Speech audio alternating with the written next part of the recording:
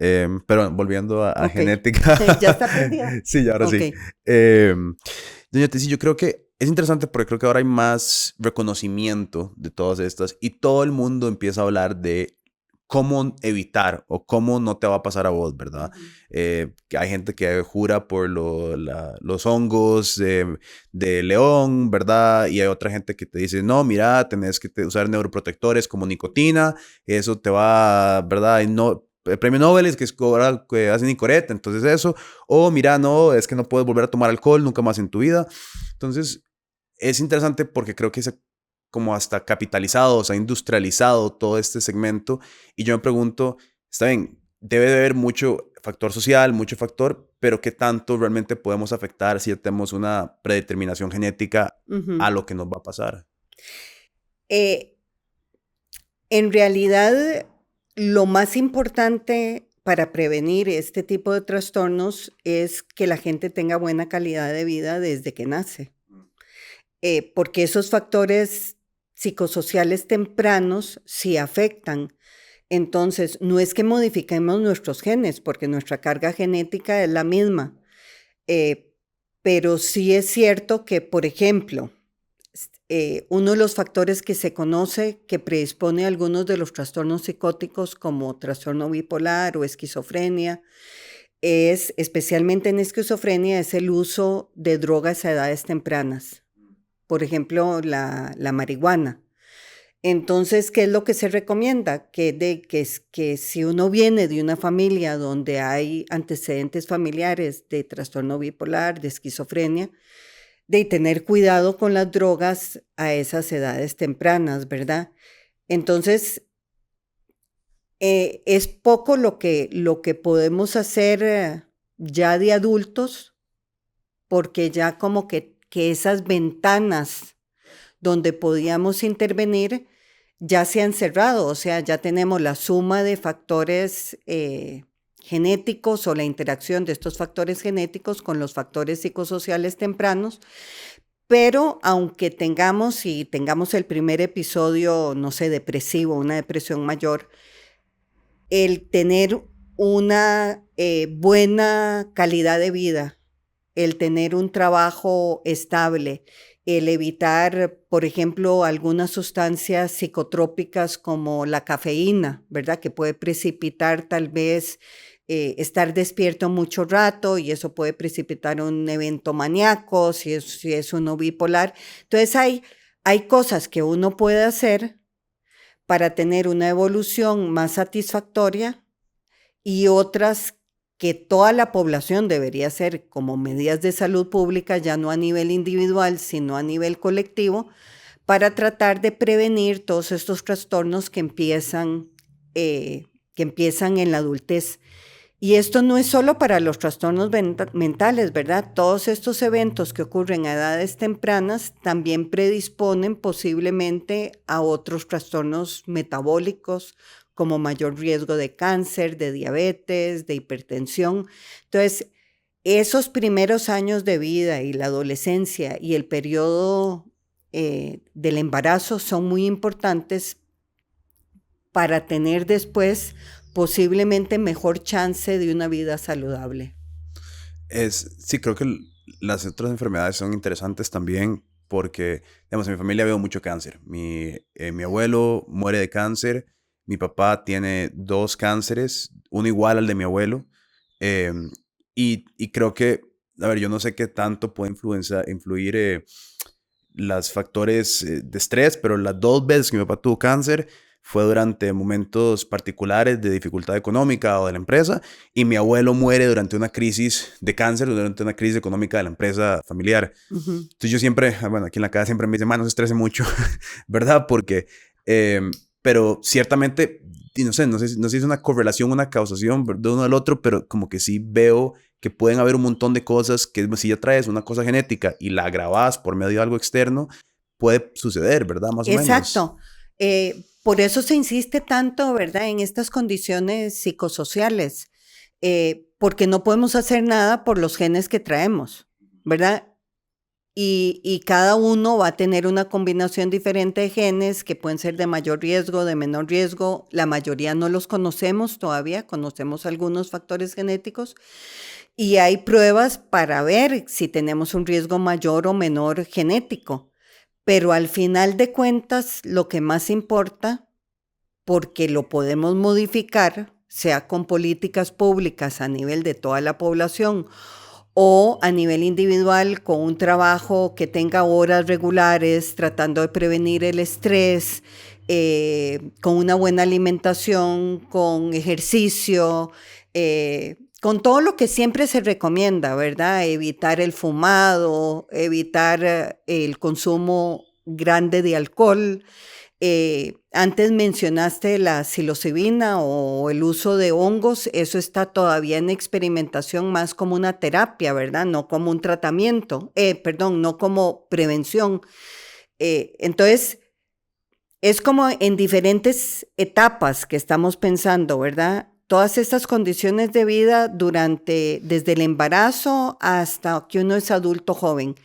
Y después tener una vida que también sea una vida con condiciones saludables, con un horario de trabajo decente, sin sobrecarga, con buenos espacios para las relaciones personales, que también son muy importantes, y con buena alimentación, buen ejercicio, mucho aire fresco, ¿verdad? Sin contaminación.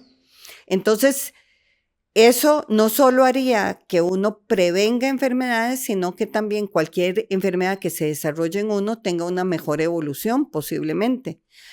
A menos que lo que estemos heredando son estos factores genéticos de riesgo mayor.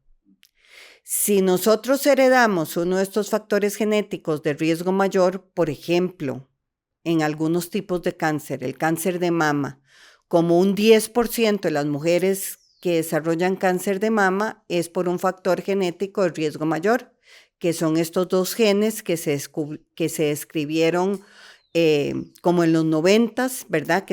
Uno se llama BRCA1 y el otro BRCA2. Si nosotros heredamos variantes patogénicas de esos genes, o sea, una mutación que se sabe aumenta el riesgo de desarrollar cáncer de mama es como de un 80% antes de cumplir los 60 años, ¿verdad? Ahí no importa que yo no tome hormonas, que tenga una dieta saludable, o sea, ese gen tiene un efecto fuertísimo en mi riesgo. Pero en la gran mayoría de los cánceres de mama, el 90%, son factores genéticos de riesgo bajo o moderado que se suman más los factores estos que estamos hablando, más de condiciones socioambientales o psicosociales, ¿verdad? Ese tema de los exámenes genéticos para determinar enfermedades creo que también es interesante porque, digamos, yo tengo una amiga que se me olvida exactamente qué es la enfermedad, perdón, Huntington's creo. Que voy a dar así corte de vueltas, que no quiero decir el nombre de mi amiga. No, of course not, of course not. Tengo una amiga que tiene Huntington's, o la mamá tuvo Huntington's. Entonces ella, creo que hay un examen que se puede hacer para analizar genéticamente si lo va a tener o no. Y ha sido un debate para ella si quiere hacerse el examen o no, pero ella decidió que si no se lo va a hacer, entonces no va a tener hijos. Okay. ¿Sabes? Como que está buscando la forma ética de... Y yo eso mismo lo he escuchado de varias personas que han como en internet, he visto como hay un debate de que tengo esta enfermedad degenerativa o esta condición genética que puedo saber si la tengo o no.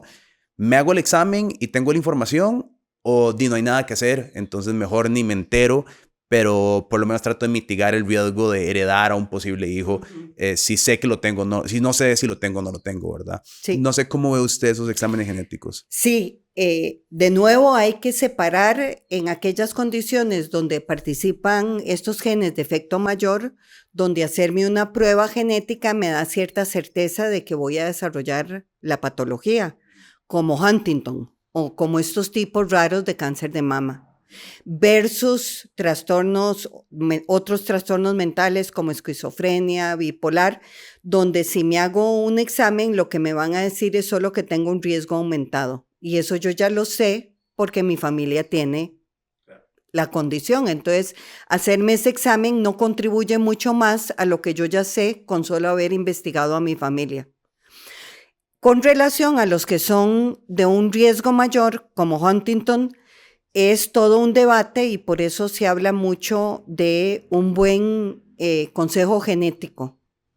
Entonces, si son trastornos en los que puedo hacer algo, si son enfermedades, por ejemplo, como las que se diagnostican en la prueba del talón, el tamizaje neonatal, en esas vos no le pedís consentimiento al bebé ni a los papás. Esas se hacen en Costa Rica y se hacen en todas partes del mundo, porque la detección temprana, que es a los 8 días de nacido, le dice a la familia qué hay que hacer para que esta enfermedad 100% genética no produzca los daños que produciría durante el tiempo. Entonces, por ejemplo, en algunas de estas enfermedades lo que se hace es una dieta especial.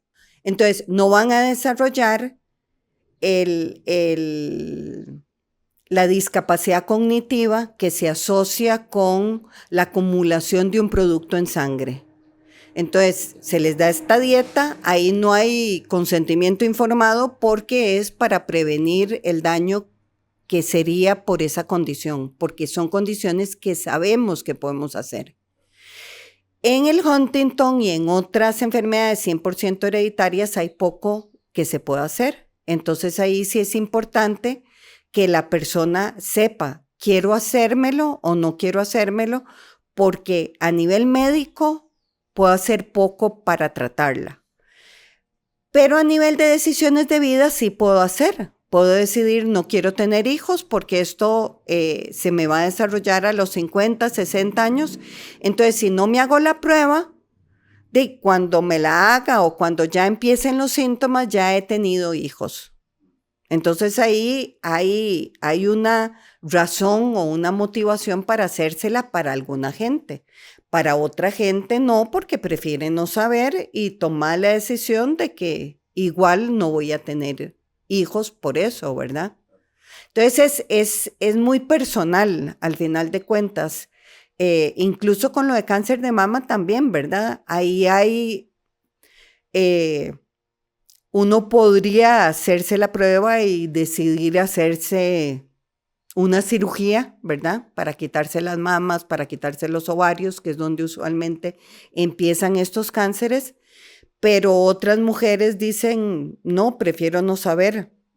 Entonces, es una decisión personal que es importante contar con toda la información antes de decidir. Por eso tan importante el consejo genético.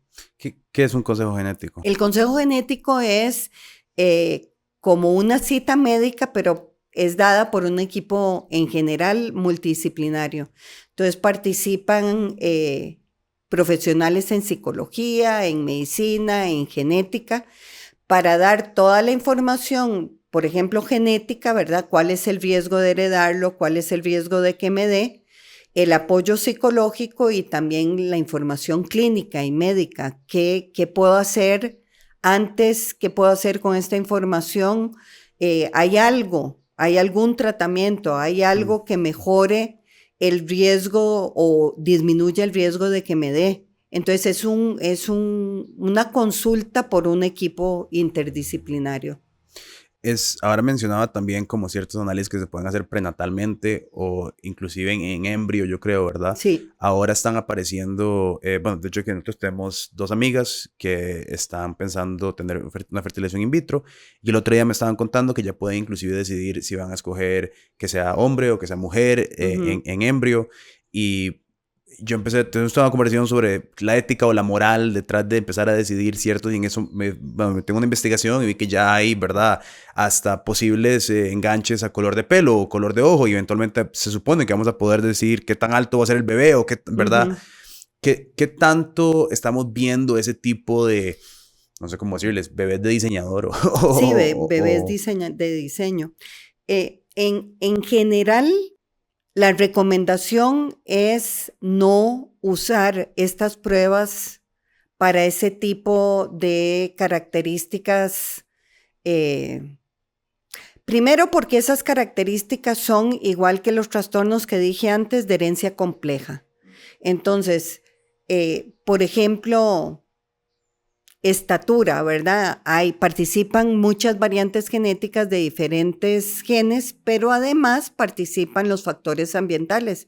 Si el bebé tuvo una buena alimentación, si tuvo infecciones durante las edades tempranas, entonces, no solo porque son características de herencia compleja, sino que es un uso superficial, ¿verdad? La inteligencia, no hay nada más de herencia compleja que la inteligencia. O sea, participa tanto la estimulación temprana como algunos factores genéticos, ¿verdad? Pero entonces, la recomendación es que no se use para eso porque primero, posiblemente no vamos a tener una respuesta certera y en segundo lugar, por los aspectos éticos.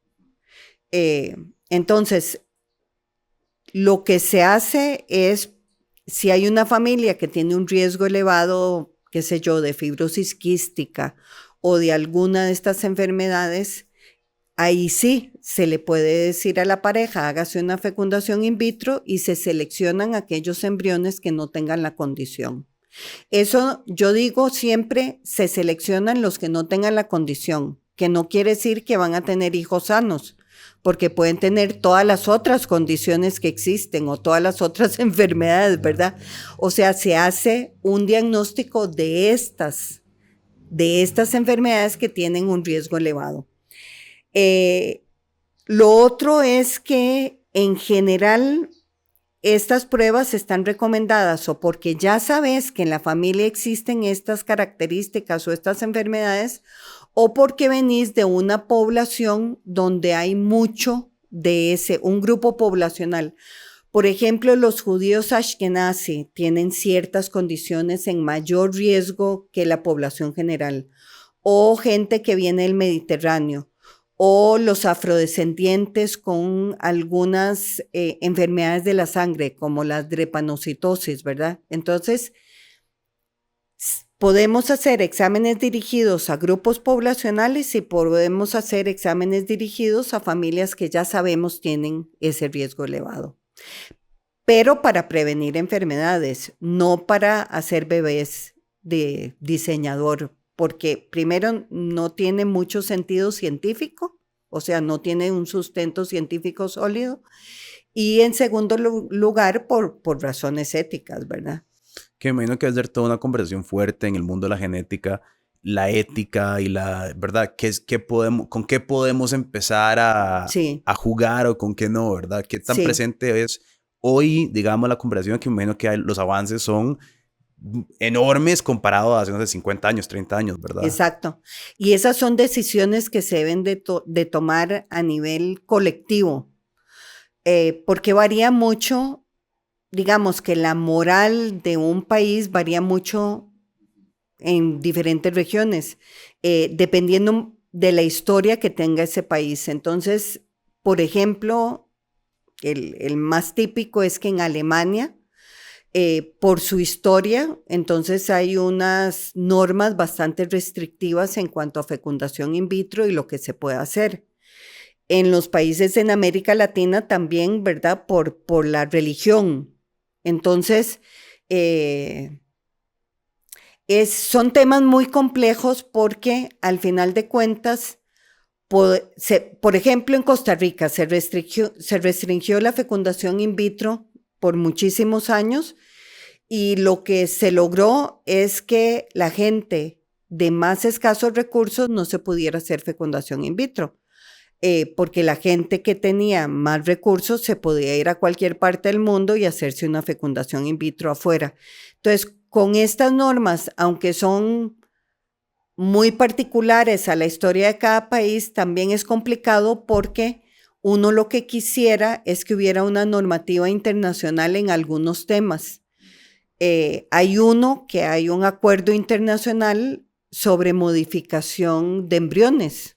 La modificación de embriones que van a ser después transferidos para tener un bebé es eh, eh, no es aceptada en ninguna parte del mundo. Y hay un acuerdo internacional de que no debemos de hacer modificación de embriones, porque esa modificación de embriones, esa modificación genética de embriones, después ese embrión, cuando nazca y después se reproduzca, va a transmitir esta modificación a su descendencia. Entonces ese es un no en todas partes del mundo. Hubo un escándalo hace un par de años porque en China se hizo una modificación genética para que además tampoco tenía un sustento científico. Entonces fue como la peor combinación, ¿verdad? Gente, un investigador poco ético que hizo algo que hay un acuerdo internacional que no se debe hacer y que además la modificación que hizo no tenía sustento científico sólido, o sea, lo que estaba haciendo no tenía razón de ser, no era esa la forma en que se iba a prevenir la transmisión del HIV a la descendencia. Entonces fue un sinsentido, este investigador terminó en la cárcel, ¿verdad?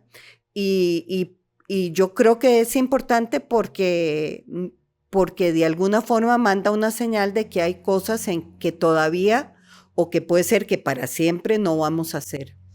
Sí, es fascinante, en realidad, Sí, la ética detrás de cosas que podríamos hacer, pero elegimos no hacer, es porque y también yo creo que siempre van a haber actores, ¿verdad? Como este señor en China, que sí, creo que lo arrestaron hace poco, de hecho, y las fueron gemelas, ¿verdad? Si no me unas equivoco, gemelas, sí. unas gemelas que con HIV. Eh, sí, es fascinante. También quería preguntarle, ¿qué tanto el estudio genético nos ha logrado abrir las puertas para ya en adultez poder empezar a entender ciertas enfermedades y empezar a tratarlas? O sea, creo que la Desde el gente... punto de vista genético. Sí, o sea, ¿qué tanto poder ver el genoma humano, poder entender cómo funciona una Ujú, enfermedad, nos ha dado las llaves para poder decir, ok, esto es cómo funciona esta enfermedad, ujú. o así podemos empezar a tratarla? Sí, esto es un tema muy interesante porque además esa fue la promesa del proyecto del genoma humano. Así se logró financiar un proyecto de esa magnitud eh, en los 90. Y lo que decimos ahora es que fue mucha ingenuidad, ¿verdad? De parte de los que estábamos proponiendo, bueno, de los que participamos en esto y los que creímos que eso iba a ser posible, porque esta relación entre la genética y el ambiente es mucho más compleja de lo que esperábamos, ¿verdad? Entonces creíamos que a lo mejor íbamos a encontrar, qué sé yo, 20 variantes genéticas que aumentaran el riesgo de enfermedad bipolar. Y ahora ya sabemos que son cientos y que cada una contribuye muy poquito. Entonces hacer esa modificación genética no tiene ningún sentido. Sí tiene en aquellas que son de un efecto genético fuerte. Y ahí sí hay avances, por ejemplo, en fibrosis quística, posiblemente haya medicamentos dirigidos específicamente al, al, al gen, o más bien a toda la relación entre el gen y la proteína y el aumento de moco que se acumula en los pulmones, que se basan en el conocimiento que adquirimos gracias al proyecto del genoma humano y gracias a la genética. Entonces, sí han habido avances, pero en pocos trastornos, en aquellos que son 100% genéticos. Donde más avances ha habido tal vez es en comprender cómo se desarrollan estas enfermedades, o sea, qué es lo que está fallando y si sabemos qué está fallando, tal vez podamos diseñar un medicamento directamente dirigido a esa proteína que está fallando en la membrana celular, por decir un ejemplo. Eh, y eso es lo que están aprovechando muchas de las compañías farmacéuticas, no tanto tal vez la información directamente del genoma, pero lo que hemos aprendido después. Sí, claro, porque primero, sí, creo que eso fue lo que todo el mundo esperó, ¿no? Sí, ¿Verdad? Decir, mira, el cáncer se forma por esto y esto, entonces di, quitemos esto y no hay cáncer. exacto. Entonces, pero con el cáncer, por ejemplo, hemos avanzado muchísimo en comprenderlo porque decimos el cáncer, pero en realidad son muchos tipos, ¿verdad?, de crecimientos anormales porque se pierden, porque esas células adquieren como esta capacidad de reproducirse de forma normal y se pierden los frenos para que esas células no se reproduzcan de forma normal. Entonces, comprender eso ha sido un gran avance y por eso han mejorado tanto los tratamientos para el cáncer, ¿verdad? Antes el cáncer era casi una sentencia de muerte.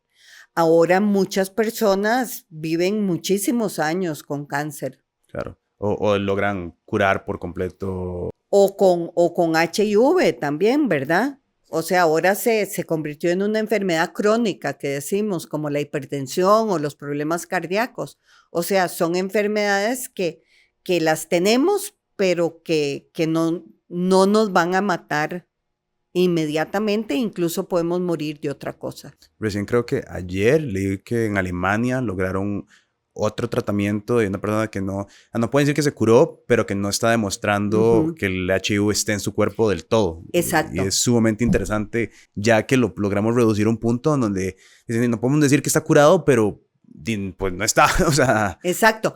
Y esa información fue gracias no solo al proyecto del genoma humano, porque el proyecto del genoma humano hizo que secuenciáramos todos estos organismos, incluso estos donde se dice que si estarán vivos o no, como los virus, ¿verdad? Y entonces comprender cómo el HIV afecta a cada una de las células, dónde se localiza, dónde se mantiene, qué es lo que hace para producir la inmunodeficiencia, cómo lo bloqueamos en cada uno de esos pasos. Esa información que son preguntas más de biología celular y molecular, pero que se basan en tener esos genomas. tal vez, voy a entrar a escuchar acá, si nos pudiera explicar un poco qué fue el proyecto del genoma humano y por qué fue tan determinante cuando se logró y el esfuerzo monumental también que llevó Sí, a lograrse. bueno, el proyecto del genoma humano se plantea como a finales de los 80, cuando mejora la tecnología para secuenciar el ADN y cuando ya empezamos a identificar diferentes genes que producían enfermedades hereditarias, estas que son casi que 100% hereditarias. Entonces un grupo de gente se plantea y dice, bueno, ¿y por qué no secuenciamos todo el genoma humano, verdad? Que significan 3.000 millones de letras. El ADN está compuesto por 4 compuestos, ¿verdad? Para recordarles a todos que nosotros llamamos ATCG, adenina, timina, citosina y guanina. Y esas se aparean y entonces toda la información sobre cómo hacer un perro, una planta, un virus, un ser humano está codificada en esta información que podemos leer entonces así, ¿verdad? A, T, A, G, por decir un ejemplo. Entonces lo que se plantea es que se iba a secuenciar esas 3.000 millones de letras. Y para eso había un proyecto público y un proyecto privado. Requería financiamiento, no sé al final cuánto fue lo que se invirtió y fue un proyecto que participaron muchos países, ¿verdad? Estados Unidos, Japón, la Unión Europea, también para otros genomas participaron otros países de América Latina con más capacidad, como Brasil, para varios genomas de otros microorganismos, porque cuando se plantea que se puede hacer el del genoma, uno de los grandes beneficios es que además se mejoró aún más la tecnología para estudiar el ADN. Entonces, lo que antes hacíamos y nos costaba, no sé, 1 año, 2 años, ahora se puede hacer en un par de semanas y mucho más barato. Entonces, ese es uno de los grandes beneficios del proyecto. La información además es pública, cualquiera puede meterse y ver el genoma humano. Y además entendimos entonces nuestra composición genética. Entonces, al principio, tal vez un poco de forma arrogante, creíamos que el genoma humano iba a tener como 100,000 genes, ¿verdad? Porque nosotros somos la especie superior. Y al final lo que tenemos es un poco más de 20,000 genes, igual que muchos otros organismos. Y entonces lo especial es esa combinación de cómo estos genes se prenden, se apagan en diferentes partes del cuerpo, en el cerebro, estas señales que hacen, ¿verdad? Que se desarrolle más una región que otra. Y eso es lo que al final hemos aprendido del genoma. Algunas de las promesas no se cumplieron, como dije antes, lo de que íbamos a curar las enfermedades, que íbamos a prevenirlas, todas estas enfermedades de herencia compleja, porque son demasiado complejas, ¿verdad? Y entonces no es mucho más lo que aprendimos de saber de lo que sabíamos antes, de prevenir condiciones traumáticas, de prevenir enfermedades infecciosas, de tener una buena alimentación, de hacer ejercicio. Eso lo sabíamos antes y lo insistimos ahora. Claro. Yo creo que el proyecto del genoma humano para los 90s fue como el preludio a lo que estamos viendo ahora tal vez con CRISPR, ¿verdad? Que es una vez más esta promesa loca de que, mira, en 20 años y todos vamos a parecer que tenemos 18 otra vez porque vamos a poder modificar por completo la genética y, no sé, o vas a poder hasta ser más alto, porque, ¿me entiendes? O sea, es un poco esa loca promesa de CRISPR. ¿Qué tanto se habla en los círculos de genética sobre este proyecto de CRISPR? ¿Qué tanto se puede comparar a los esfuerzos del genoma humano en los 90? CRISPR es una tecnología más. CRISPR lo que hace es un proceso que antes nos costaba mucho, que es editar los genomas, o sea, cambiar una letra por otra,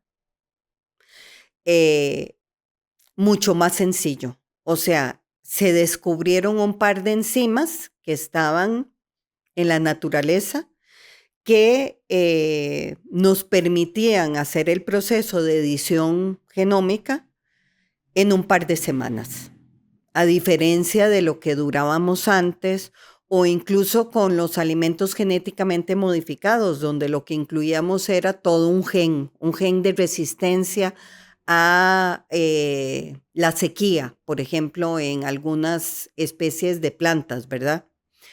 O para que los tomates tuvieran una vida media más larga. Entonces teníamos todos estos organismos genéticamente modificados desde los 80s y 90s que durábamos meses o años en lograr modificarlos como los queríamos modificar y que este producto, este maíz, en realidad fuera resistente a una infección o una plaga del maíz. Ahora ese proceso ya no tenemos muchas veces que insertar un gen, sino que podemos usar CRISPR.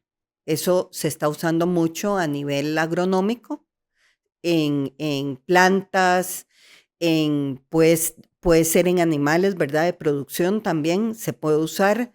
Y también por ejemplo, se podría usar para controlar infecciones,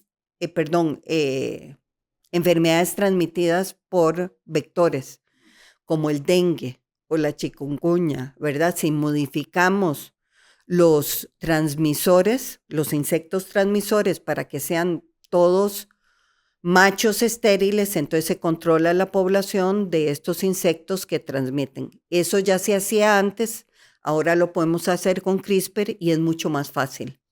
Entonces no es comparable el proyecto del genoma humano con CRISPR porque CRISPR es solo una tecnología más que ya se está usando y se usa para que los hongos estén blanquitos más tiempo en el supermercado y para que además la gente que no quiere consumir organismos genéticamente modificados o transgénicos porque tienen un gen insertado, estos no necesariamente en algunos países tienen que rotularse como genéticamente modificados porque solo se edita, o sea, se cambia una letra por otra.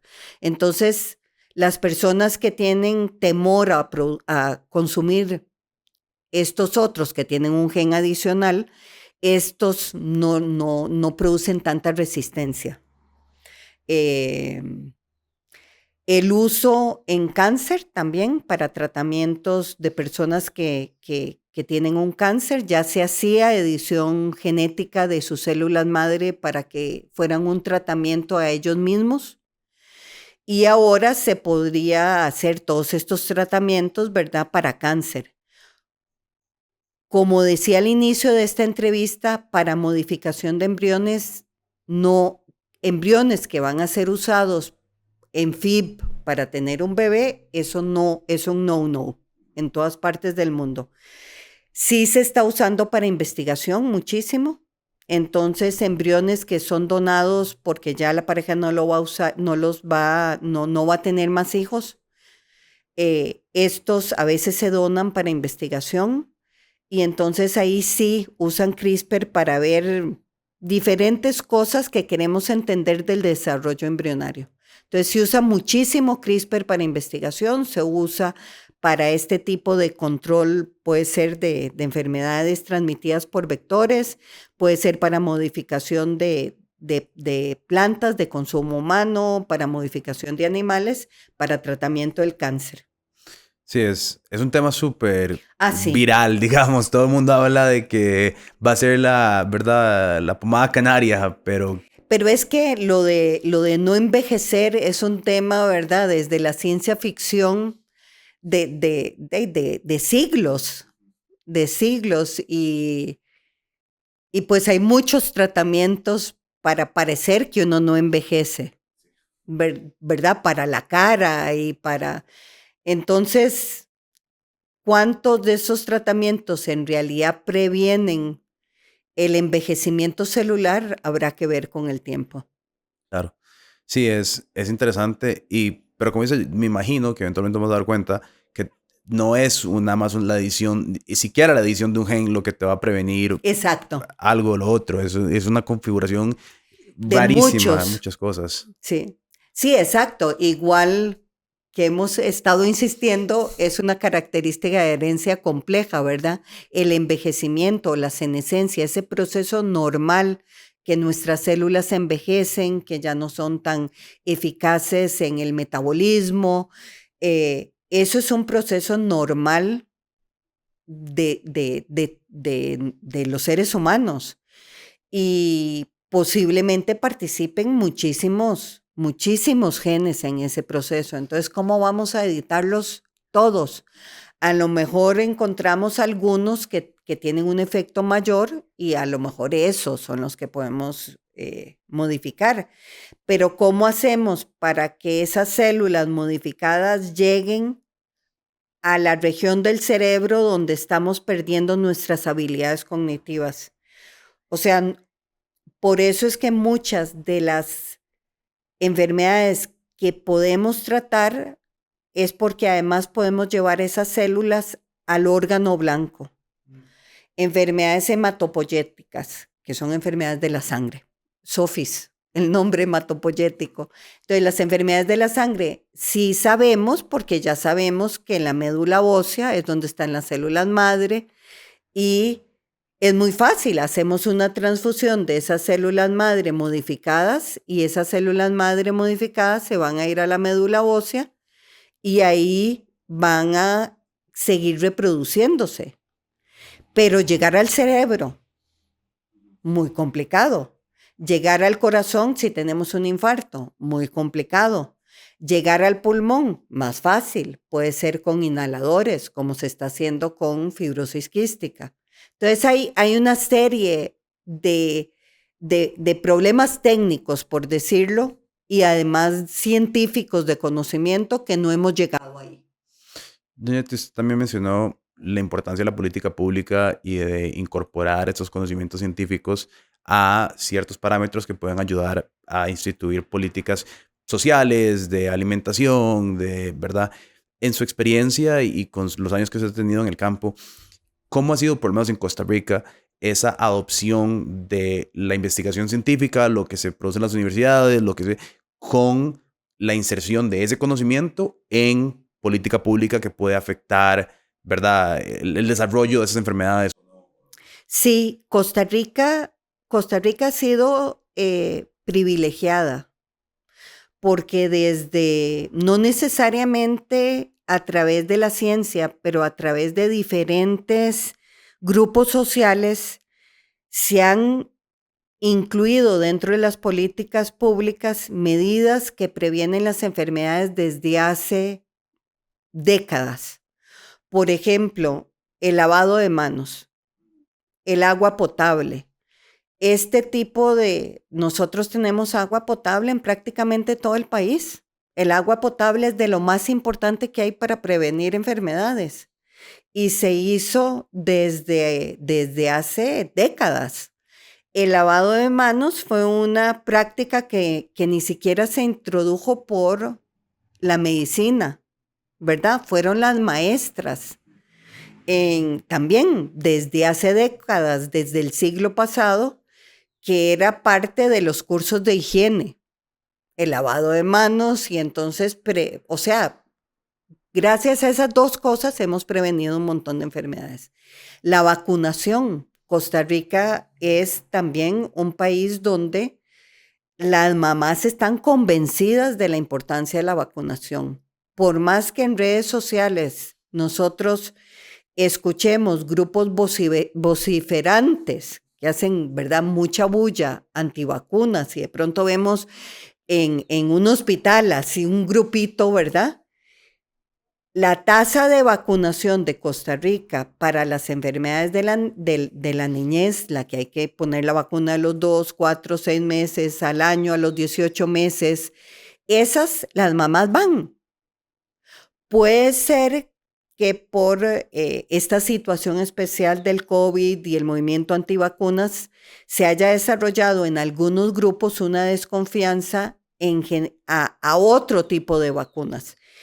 Pero en general, los grupos antivacunas son más movimientos importados, como de New Age, ¿verdad? Y entonces de pronto aquí hay un grupito, ¿verdad?, que prefiere que su hijo no lo vacunen de sarampión y que en Costa Rica es ilegal. O sea, nosotros tenemos por ley que vacunar a todas las personas menores de 18 años. Y por eso tenemos que enseñar el carnet cuando entramos a la escuela, cuando entramos al colegio, ¿verdad? A diferencia de otros países que puede ser que uno puede tener opción. Acá no. Acá todas las vacunas en menores de 18 años y eso también se introdujo de forma muy temprana, hace décadas, ¿verdad? Apenas salió la vacuna de polio, la incorporamos. Y entonces hay pocos casos bueno, en Costa Rica no hay casos de polio. De pronto hay un brotecito de sarampión por algún extranjero francés que vino. Sí, la pareja francés que vino en... Qué horror. Pero no se extiende porque la mayoría de los niños todavía están vacunados. Entonces, agua potable, lavado de manos, vacunas, espacios verdes, parques, ¿verdad? Tenemos muchas medidas que se han incorporado que son medidas de salud pública. Tenemos que hacer más, sí. La otra que se me olvidaba, lo de las sodas escolares, la alimentación de las sodas escolares. Eso también se introdujo hace, creo que 16 años o algo así, ¿verdad? Que ya no se podían vender productos o ya no se... Y entonces los comedores escolares sirven comida saludable. Entonces yo pienso que en general nosotros hemos tenido una muy buena historia de salud pública. Tenemos que hacer más esfuerzos ahora con reducir la pobreza, porque la pobreza, yo digo que no es un tema ideológico, es un tema de salud pública. Reducir la pobreza por todo lo que se asocia a la pobreza, ¿verdad? Mala alimentación, trabajos de doble, triple jornada, que eso va contra la salud de cualquier persona. Estas jornadas que quieren meter de 12 horas es contra la salud. Entonces, en general, yo pienso que es un país que ha introducido la información epidemiológica de forma muy oportuna y desde hace muchas décadas. Entonces, ¿ya te siente que hoy en el campo de la ciencia y la genética, o inclusive solo la ciencia, esté pasando que no le estemos poniendo tanta atención o que tal vez no entendamos bien? Sí, ese es un fenómeno muy complejo. Los fake news, yo no lo termino de entender. eh, no termino de entender de dónde surge esa desconfianza o mistrust. Es que mistrust es una palabra como más rica que desconfianza. Sí, es como todavía un paso más allá de Sí, desconfianza. en la ciencia, porque la ciencia siempre fue como, este es el conocimiento, ¿verdad? Y había mucha confianza en que si se decía tal cosa, era, se confiaba en ese conocimiento. Y ahora de pronto hay terraplanistas, negadores del cambio climático, movimientos antivacunas tal vez más fuertes, porque siempre han existido movimientos antivacunas, pero tal vez ahora han tomado fuerza. Y, y no sé, me parece que tal vez los diferentes medios de comunicación hacen que sea más difícil contrarrestar Mm, ese fake news, ¿verdad? Porque, por ejemplo, no sé, durante las vacunas estas de COVID, llegaban no sé cuántos WhatsApps, ¿verdad? sí. De algún científico famoso que decía que las vacunas eran terribles. Y entonces, ¿cómo hacemos para contrarrestar que hay premios Nobel, un menos del 1%, que niega el cambio climático? Ujú. Pero ese premio Nobel le encanta tener esta tribuna para empezar y hay mucha facilidad de que llegue a a un público más amplio Ujú. de lo que llegaba antes. Entonces, tal vez va por ahí. Y es muy complicado porque ahora con inteligencia artificial incluso podés lograr, ¿verdad? Hacer un video de una persona diciendo Lo que cosas uno quiera. que no está diciendo. O sea, este mismo podcast, después agarran la voz de uno, ¿verdad? Y dicen que yo digo que es mejor no vacunar a los chiquitos de sarampión. Ajá, ajá, ajá. O cogen solo ese pedacito. También es que manipulación directa de Sí. ese. Entonces no sé qué va a pasar y no entiendo el fenómeno. Creo que hay expertos en este tipo de conocimiento que sería súper interesante traer al podcast. 100%. Sí, total. Yo creo que es. El tema explotó. Yo creo que en mi perspectiva hay como dos factores muy grandes. Uno, hay una necesidad, y esto yo lo noto con todos los conspiranoicos. Yo a veces me meto a ver muchas conspiraciones, me parece fascinante. Creo que hay una necesidad de creer que las cosas no solo pueden ser malas, sino que tiene que haber alguien organizando lo malo que pasó. ¿Sabes? Es como, no puede ser que todos los científicos realmente no entiendan cómo curar el COVID de la noche a la mañana. Tiene que ser que me están tratando de manipular con esta vacuna. Tiene que ser que hay un esfuerzo organizado, un complot maquiavélico, ¿verdad? Porque es como, creo que los humanos tenemos una necesidad de buscar orden, de decir, no, Una razón, una no explicación. puede ser un Sí, desorden este mundo caótico sí, flotando en el espacio. No, tiene que haber alguien detrás de esto. sí, sí. Creo que eso es una. Y luego creo que también sufrimos de que los medios y varios voceros tuvieron una muy mala comunicación durante y COVID en específico. O sea, Ujú. tuvimos, sí, yo no me acuerdo, una televisora acá pasando un especial de que las vacunas se les pegaba una cuchara, o sea, en tele nacional. Yo me acuerdo estar en una soda comiendo y ver el reportaje y decía, Ajá, madre, pero qué irresponsabilidad siquiera sí. darle pelota a esta vara. O sea, ¿sabes cómo? Y Incluso darle voz a los antivacunas. total, o A sea, mí, yo decía, pero qué irresponsables, ¿verdad? O decir, ¿verdad? ¿Por qué sacarlos en primera plana? loquísimo. ignorémoslos. Lo mejor es ignorarlos, ¿verdad? Y no darles tribuna. No darles aire. Sí. Suele pasar mucho, digamos, no sé, un ejemplo de otros, cuando hay un tirador o alguien que hace un caos público, nunca mencionamos el nombre, nunca ponemos la Ajá. foto. Por lo mismo, creo que tenés que ignorar lo que les da más aire, más ánimo, Ajá. para después, yo quiero salir en tele, yo quiero que me den pelota, ¿verdad? Y los es medios quieren interesantísimo. clics. Siempre, exactamente. Sí. Entonces y bueno, y uno que es un medio, uno trata de trazar esa línea con mucho cuidado, a veces nos equivocamos, a veces hacemos cosas, pero sí creo que eso es Pero en parte de... general la información acá con COVID, yo comparándola con otros países, no se manejó mal. No, yo creo que de hecho, Sí, tal vez tuvimos una sobrealimentación de conferencias de prensa a veces, sí, pero nada más, o sea, creo que sí sí. tuvimos un buen manejo. Y la cobertura de vacunas también fue muy buena. Sí, es un porcentaje muy mínimo de personas Sí. que realmente... Incluso de forma retrospectiva, yo pienso que hay grupos poblacionales, grupos etarios que a lo mejor ya dentro de un par de años vamos a decir, tal vez no deberíamos de haber vacunado a tales, mm, pero hasta que dentro de un par de años conozcamos esa información, claro, ¿verdad?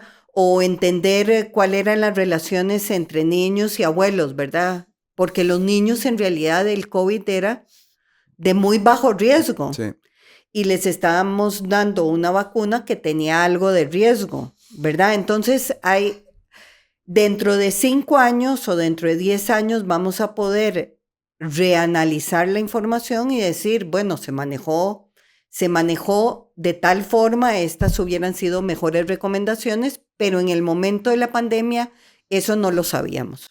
Es que yo creo que es muy fácil un par de años después o, Sí, ¿verdad? Olvidarnos de los la videos de emergencia, España, Italia, Ecuador, o la sea, cantidad de muertos, era una cosa espantosa, ¿verdad? Uno ya casi que es como un sueño. sí. Yo el otro Sí, día a mí me salen canciones que sí eran virales como en TikTok y así, en esa sí. época, y como que me trae como hasta como una nostalgia bizarra de esos momentos de estar entre la casa, Y el ¿verdad? silencio, Sí, ni siquiera los aviones, ¿verdad? era rarísimo, era Sí. como que el mundo bajó de frecuencia como por 6 Bueno, y meses. disminuyó muchísimo la emisión de gases. Vol- Eso digo yo. Si lo logramos, ¿por qué no podemos seguir con Sí, eso, verdad? exactamente. Sí, No con señora. medidas tan extremas, ¿verdad? Pero ¿cómo es posible que no podamos hacer nada por el cambio climático? 100%. Si lo pudimos hacer durante la pandemia. Si es accionable por humanos que Sí. no podamos volver a considerarlo. Yo creo, yo tuve una conversación con doña Cristina Figueres sobre el tema y una de las conclusiones a las que yo creo que llegamos es como, creo que hasta que no sea urgente en el sentido como de que ya nos vamos a punto de cocinar, la humanidad no va a reaccionar. Pero ya estamos. Sí, pero digamos como O que... sea, uno dice, la gente que vive en Europa, Sí, ¿verdad? O sea, son los veranos más calientes desde la primavera. cada año es el año más caliente, cada invierno cada más raro, cada Cuando vamos a la playa, no sé si has sentido que el mar está calientísimo. 100%. Incluso en diciembre, que antes uno sentía esas corrientes frías. Yo hace muchos diciembres ya no siento esas corrientes frías. Total, en Estados Unidos, digamos, Lauren, que es de Boston, muchas navidades de que no neva, o sea, y Ujú. muchos diciembres que no neva cuando una Navidad blanca era bastante común en la Sí, niñez, en la infancia. sí. Entonces creo que es obvio que está pasando, pero de nuevo, creo Y que que sabemos qué hacer. sí, Eso es también. lo más molesto.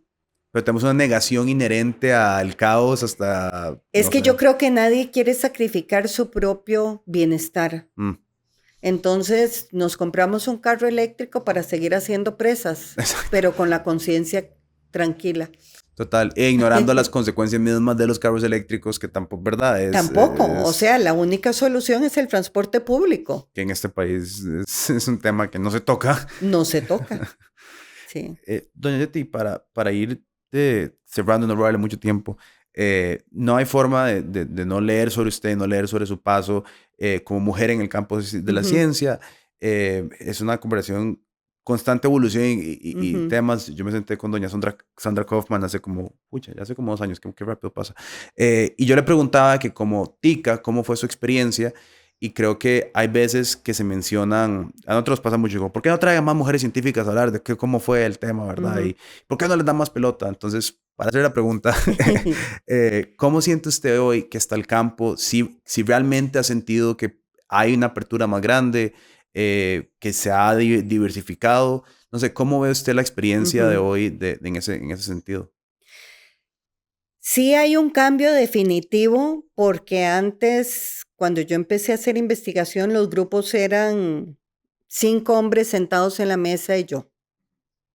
Entonces ahora hay mayor equidad, hay grupos más mezclados, mujeres, hombres, lo que no quiere decir que está resuelto el tema de las barreras para las mujeres porque, eh, por ejemplo, en la Universidad de Costa Rica, las mujeres alcanzamos el puesto de mayor rango catedrática más lento. ¿Por qué? Bueno, porque hay una serie de barreras que pueden ser estructurales, culturales, eh, que aún existen y que entonces hay que ver cómo hacemos para reducirlas para las generaciones que vienen. Y esto no solo es para mujeres, también es para la población sexualmente diversa, que tiene también mayores dificultades, para las poblaciones racializadas, eh, para grupos socioeconómicos en desventaja, que todavía la universidad es inaccesible, ¿verdad? Entonces se quedan todavía más atrás. Y si comparamos a nivel global, en general para los países del sur global, nosotros somos el 90% de la población mundial, el 10% de la población vive en países de alto ingreso y todavía, por ejemplo, en las sociedades científicas y la posibilidad de ir a compartir en congresos internacionales, hay una sobrerepresentación de ese grupo del 10%, ¿verdad? O sea, del norte global. Entonces, siguen habiendo muchas barreras eh, donde se intersecciona ser mujer, tal vez con otras características racializada, con alguna discapacidad. Es muy raro ver personas con discapacidad en estos congresos internacionales. Entonces, hay mucho trabajo por hacer todavía para ver cómo mejoramos y cómo reducimos esas barreras que todavía están ahí. Entonces, vamos mejorando. Sandra y yo somos parte de la Comisión de Género de la Academia Nacional de Ciencias. Eh, Intentamos hacer acciones para reducir esas barreras. En la Academia Nacional de Ciencias, por ejemplo, somos pocas mujeres, entonces tratamos de proponer más mujeres como miembros de la academia. Yo soy parte también de la Comisión de Género de la Escuela de Biología. Entonces, ¿qué hacer para facilitar que las mujeres tengan espacios para publicar? Porque, como decía, hay barreras culturales. Todavía el cuido y las labores domésticas en general se sobrecargan a las mujeres. Entonces, ¿cómo hacemos para facilitar que si están en periodo de maternidad puedan seguir con sus proyectos? Hay acciones muy sencillas que se han hecho en otros países como facilitarle un técnico de laboratorio o horas asistente, ¿verdad? Entonces, que esta persona pueda estar cuidando, pero que no se desvincule su proyecto de investigación y que siga avanzando porque tiene apoyo por otro lado. Entonces, hay una serie de acciones que tenemos que tomar para seguir mejorando la situación y emparejando la cancha. Claro, total. Sí, yo, no, yo nosotros este año bueno, ayudé a un programa de STEAM de Ajá, jóvenes que se llama F1 in Schools, que es súper bonito. Básicamente agarran unos carajillos y les ponen a competir con unos carros como de Fórmula 1 pequeñitos y con ajá. un tanque gas, pero ellos tienen que diseñar todo el carro, la Qué aerodinámica, ver. bonito. Y me impresionó mucho, había muchos equipos de solo chicas, Ajá, digamos, y digamos, yo diría que el 95% de los equipos eran hombres y mujeres y muchos equipos de solo chicas. ajá. Y Y eso es súper bonito de ver porque las ves con esa energía y además súper orgullosas, ¿verdad? Todos los nombres eran como súper, ¿verdad? Las Pink Racers y las, ¿verdad?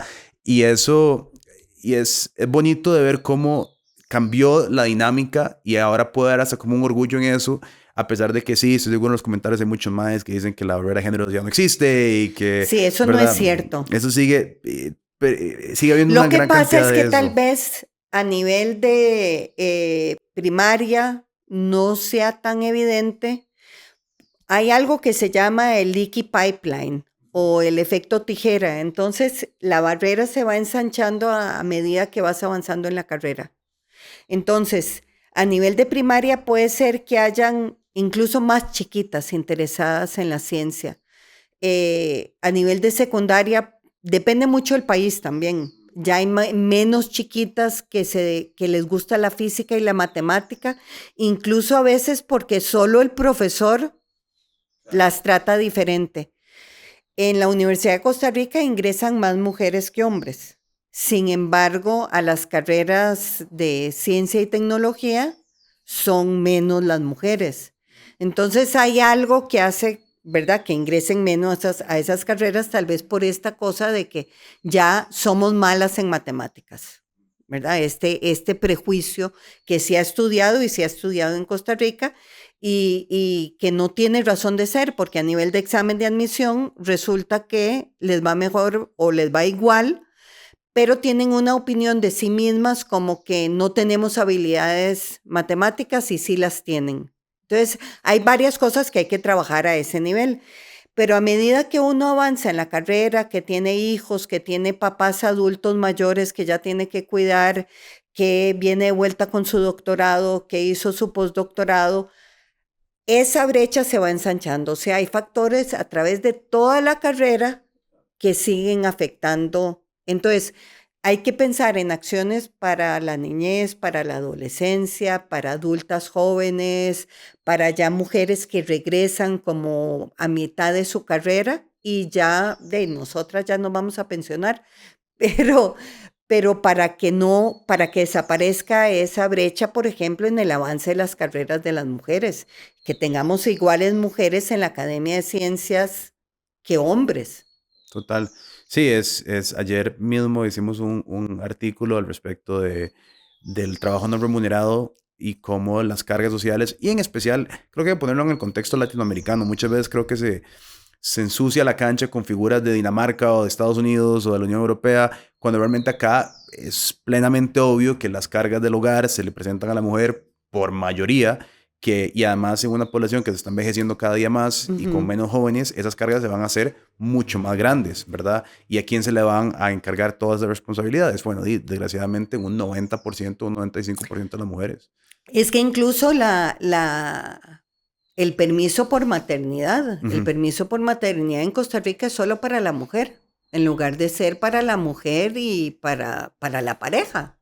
100%. Sí, o Ujú. sea, no, no, son cosas que no, creo que son brechas socioculturales, ¿verdad? Que tal vez en una burbuja de uno un poco más progre o como sea, ¿verdad? No Sí. se discuten tanto porque las parejas se han vuelto un poquito más de equidad y yo cocino en la casa mientras vos limpias y, ¿verdad? Pero realmente, si uno analiza la mayoría de las comunidades y la mayoría de cómo funciona, seguimos siendo una sociedad ampliamente tradicional, ¿verdad? Hay la encuesta del uso del tiempo que hace la Universidad Nacional es la que dice, ¿verdad? Cómo las mujeres, no sé cuál es el último dato, creo que son 4 horas más semanales de inversión en labores domésticas y de cuidado. Sí, es un montón. O sea, es un montón y eso extrapolado a semanas, años, décadas. Y me imagino que también varía mucho dependiendo del nivel socioeconómico, ¿verdad? Claro. Ujú. Sí, no, creo que es muy inspirador para muchos jóvenes ver que sí se puede y que hay.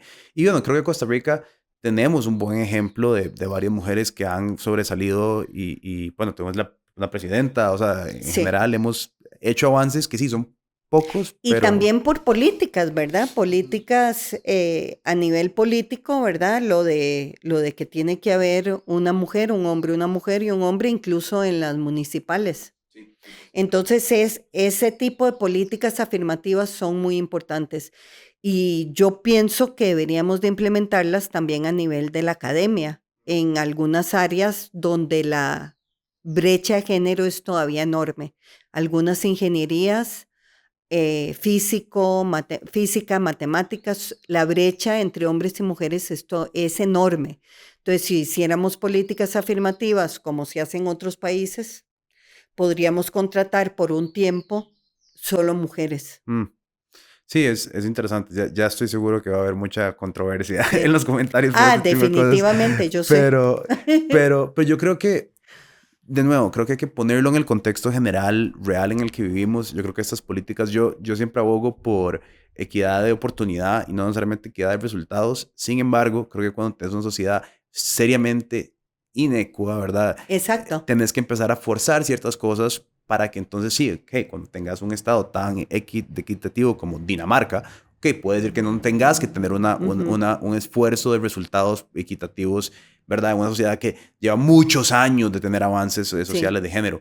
Un país como Costa Rica tenemos que sentarnos de nuevo en el contexto socioeconómico, cultural, histórico y entender, bueno, tal vez sí hay que abrirnos un poquito más a otros modelos, porque también creo que nos estamos privando de una gran casta de personas que podrían llegar a aportar muchísimo al entorno, que porque no tuvieron la posibilidad siquiera de considerar que podrían llegar a hacer eso, pues nunca van a desarrollarse en el pipeline académico, digamos. Sí.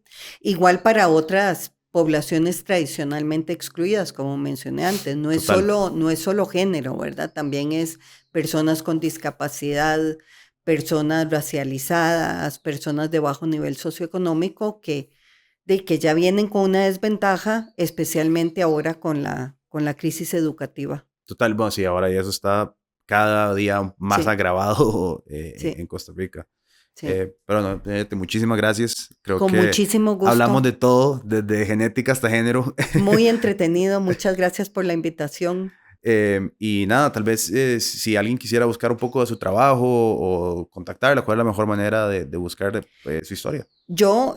Bueno, me pueden escribir a mi correo de la universidad, que es el nombre Henriette, no sé, se puede poner en algún Aquí lo lado, ponemos en la ¿verdad? descripción. Henriette.raventos@ucraccr.